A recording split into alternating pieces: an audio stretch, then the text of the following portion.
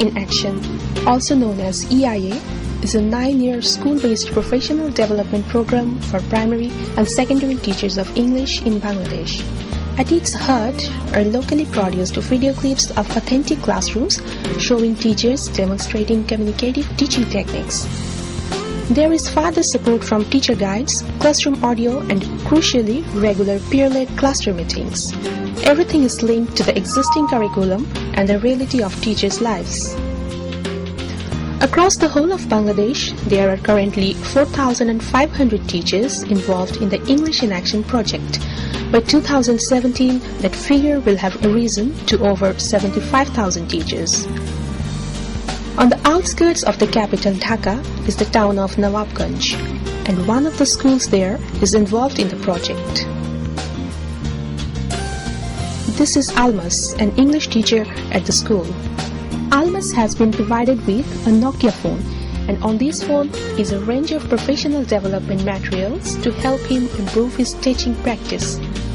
There are videos of classroom practice showing local teachers in their own classrooms using a variety of techniques. Whenever Almas has a spare moment, he can watch and listen to this video and audio materials on his phone. The videos are supported by a narrator who explains what is happening in the classroom. In the early modules, the narrator Shanta speaks in the local language. This helps the teachers understand the concepts introduced in the classroom practice. As the teachers get more familiar with the materials, she switches to English. Almas doesn't need to be online to access these training materials because they are all housed on an SD card in his phone. This is Suchitra. She works with Almas in their school. EIA teachers are paired up in schools so that they can support each other during their involvement in the project. Occasionally, they will visit each other's classrooms to see what their partner is doing, and they may also take photos or videos. Once a week, they get together to discuss and reflect upon what they've been doing in their teaching.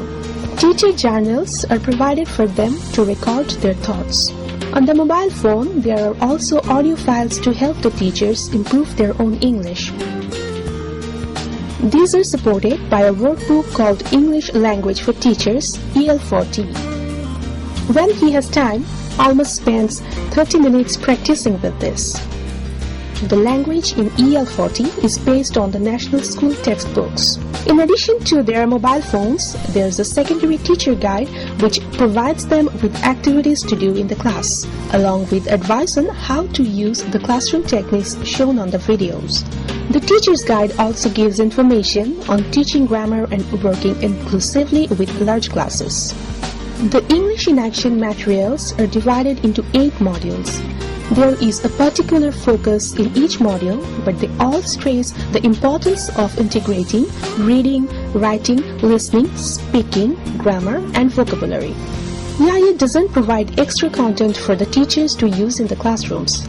They have the national schools textbooks, English for Today, to get through. But EIA does provide audio of dialogues and stories from the textbooks.